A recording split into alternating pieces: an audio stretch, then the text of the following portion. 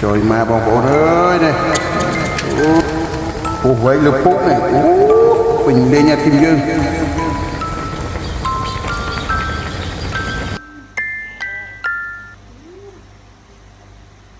Get up.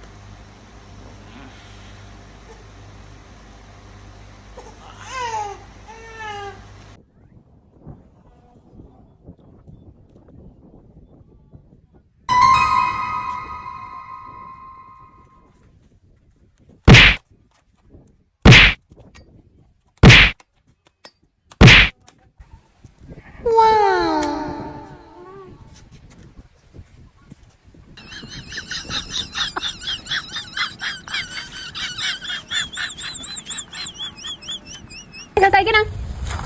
Ấy cái năng? Sige amat. Yo. Pupag pa na nai utup lưỡi đó. Thôi chuột ngã nhau vào rau này. Pua say cái, vô tâm sao? Một người bị đấy mau vô sao khơi dây cái. Bạn có thể làm vô tâm thà pua nắng. Pua nắng. Hả? Vô tới đây. Tôi đã heo pua đỏ nè, hơi vô tới thà. Pua phải em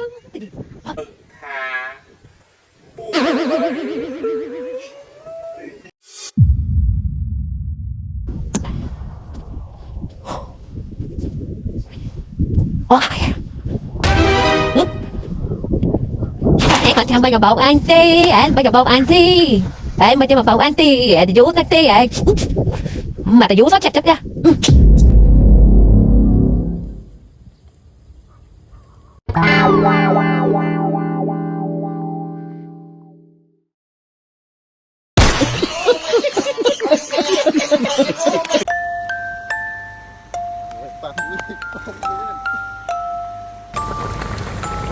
Trời mà bọn bộ ơi này.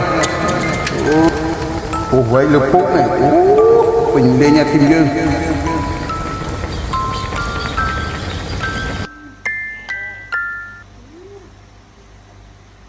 Get up.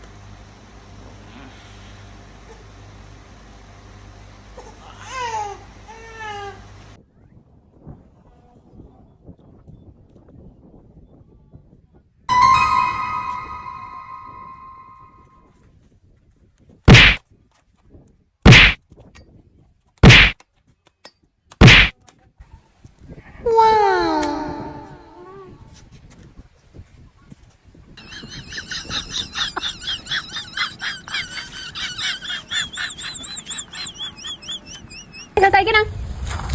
Ấy cái năng? Sige amat. Yo. Pupag pa na nai utup lưỡi đó. Thôi chuột ngã nhau vào rau này.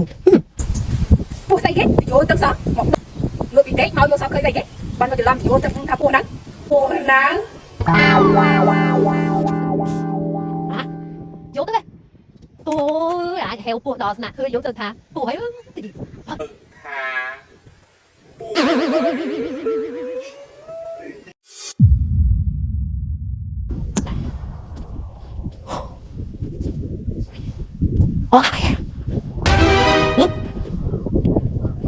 mà chăm bây giờ bầu anti, em bây giờ bầu anti, em mà chăm mà bầu anti, để vú taxi, mà để vú sót chặt chặt ra.